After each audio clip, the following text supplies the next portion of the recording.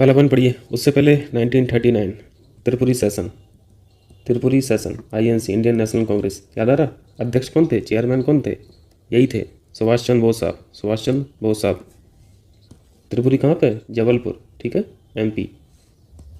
और 1939 से एक साल पहले 1938, जल्दी से बताइए कौन सा सेशन है? बहुत इंपॉर्टेंट है वो, क्योंकि सुभाष चंद्र बोस साहब का ही वो सेशन था। इसको आप हरिपुरा सेशन के नाम से जानते हैं, ठीक है, हरिपुरा, याद आ रहा? गुजरात, ठीक। यहाँ पे भी अध्यक्ष थे सुभाष चंद्र बोस साहब, लगातार 2 साल रहे, 1938 में भी और 1939 में। लेकिन 1939 में इन्होंने क्या किया, रिज़ाइन कर दिया था, ठीक है, अध्यक्ष के पद से रिज़ाइन कर दिया था। रिज़ाइन करने के बाद उन्होंने शुरुआत की थी फॉरवर्ड ब्लॉक की, ठीक।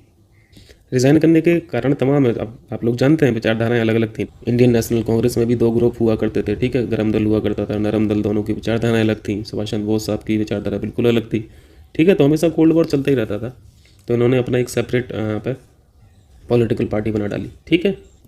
तो इसमें स्थापना वर्ष याद रखना 1939, ठीक है।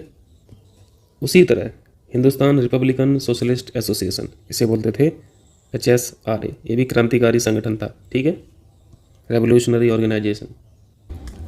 इस संस्था का पहले नाम सिर्फ HRA था, ठीक है, HRA यानी हिंदुस्तान रिपब्लिकन आर्मी, ठीक है। बाद में नाम इसका चेंज करके हिंदुस्तान रिपब्लिकन सोशलिस्ट एसोसिएशन कर दिया गया, ठीक।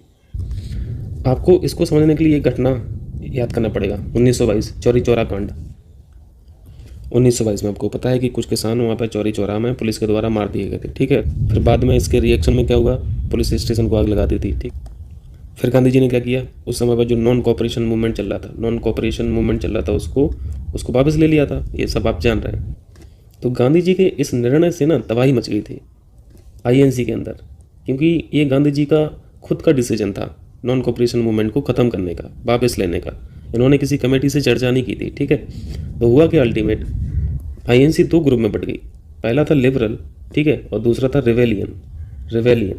तो इन लिबरल्स ने क्या किया था, आपको पता है, स्वराज पार्टी याद आ रही? स्वराज पार्टी, अब लिंक कर रहे हो ना, स्वराज पार्टी का गठन इसी एगिटेशन पे हुआ था। स्वराज पार्टी का गठन इसी गांधी जी का जो डिसीजन था खुद का ख़त्म करने का, वापस लेने का नॉन कोऑपरेशन मूवमेंट को, उसकी नाराज़गी में बनी थी स्वराज पार्टी लिबरल्स के द्वारा, ठीक है। और इनके मेंबर्स कौन थे, फाउंडर मेंबर स्वराज पार्टी के? आपको पता है, मोतीलाल नेहरू और चित्तरंजन दास, ठीक है, CR दास। और इन रिवेलियन ने क्या किया, रिवेलियन ने किया था, ये जो आपको दिख रहा है यहाँ पे, ये HSRA दिख रहा है, जो HRA दिख रहा है, ये यहीं से उत्पन्न हुई है। HRA की स्थापना इसी नॉन कोऑपरेशन मूवमेंट की अचानक समाप्ति का परिणाम है।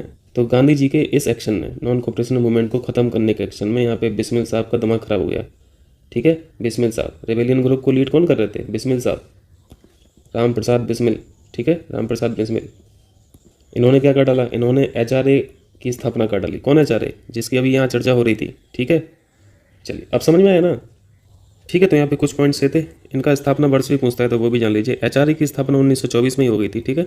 1923 में स्वराज पार्टी बनी, 1924 में HRA बना, ठीक है। फिर इसका नाम बदल के HSRA हो गया, ये 1928 में हुआ ये काम, ठीक।